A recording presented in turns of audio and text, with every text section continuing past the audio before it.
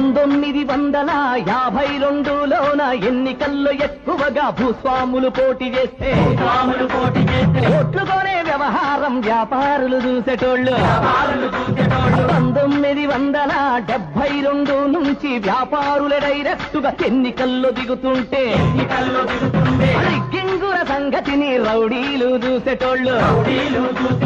1983 నుంచి రౌడీలు గుండాలే టిక్కెట్లు తెచ్చుకుంటూ ఓట్లేసే బాధ కూడా ఓటర్లకు లేదన్నారు ఎవడెక్కువ గుర్తుకుంటే వాడే ఎమ్మెల్యే అంట ఎమ్మెల్యేల ఉన్నవాడే మినిస్టరు అవుతాడంట